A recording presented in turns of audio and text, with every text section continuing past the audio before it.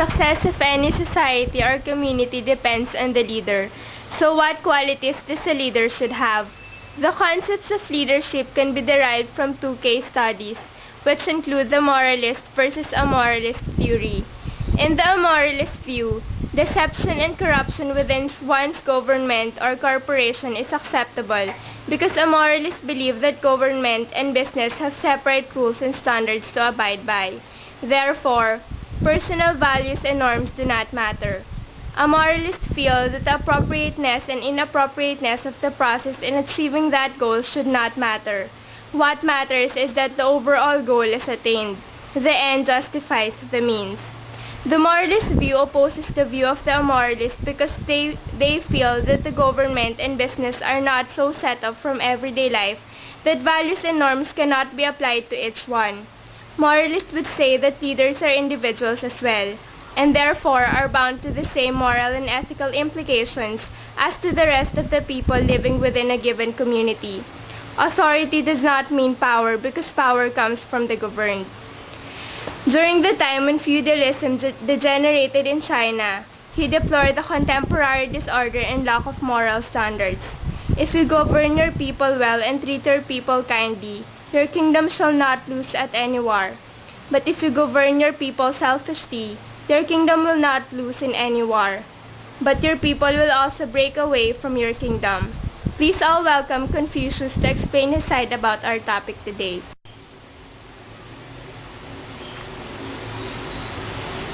Good morning to all. Well, for me, you can never be an effective leader without being morally upright.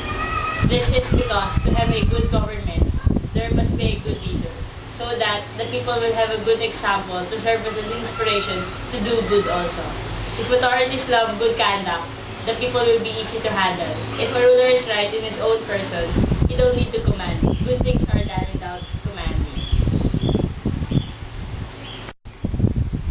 Thank you for that brilliant justification of your stand, Mr. Confucius.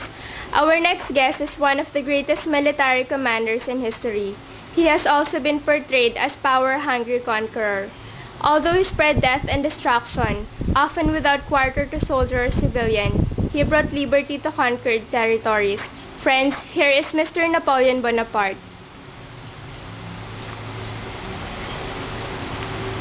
For me, being a leader doesn't need moral and ethical implications for as long as the goal is attained.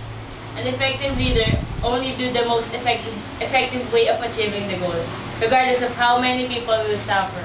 Just focus on the goal, and that's the only thing that matters. Leadership is not about morals, it's about power.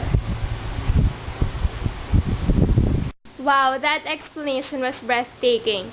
The next person to explain his side is one of the most respected spiritual and political leaders of 1900. He was born on October 2, 1869. He helped free the ancient people from British rule through non-violent resistance. He is honored by his people as the father of Indian nation. The ancient people called him Mahatma, meaning great soul. Let's welcome Mahatma Gandhi.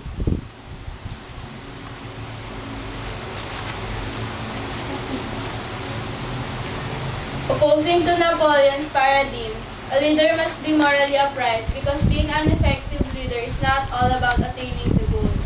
It's all about how you influence and inspire your people. Leadership is not only about having power. It's about the sacrifices a leader does to his people. And a leader who is morally upright makes a lot of inspiration and gives a lot of love to his people. That's what makes an effective leader. I believe that the way people behave is more important than what they achieve. That was really enlightening, Mr. Gandhi. But another person wants to challenge that point of view. He became a president of a country. His leadership is parallel to the statement of Niccolo Machiavelli in The Prince. In his 20-year rule, he followed Machiavelli's advice concerning the necessity of corruption within a prince's kingdom in which corruption was crucial to the length of one's stay in office. He is Ferdinand Marcos.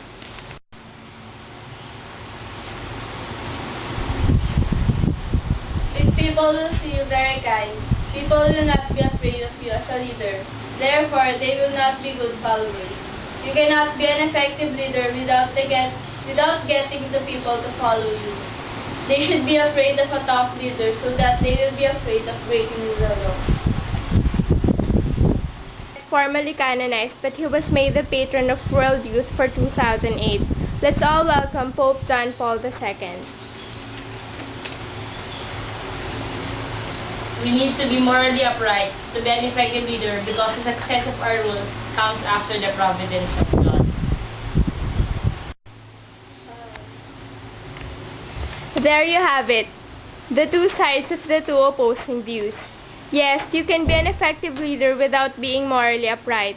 We witnessed different leaders who became effective without being morally upright, like those mentioned earlier. We can even say that they are better because even if they are not morally upright, they were able to make their people do what they command. It's amazing that they do not live what they preach. But this is what the moralist wants to tell us. A line from Gandhi. When I despair, I remember that all through history, the way of truth and love has always won. There have been tyrants and murderers, and for a time, they sin invisible. But in the end, they always fall. Think of it always. A leader who is not morally upright is effective only at the start. They may rule and be effective for a long time, but they end up losing everything. Losing their dignity, self-respect, and honorable life. They end up falling. Thank you for our guest for today. The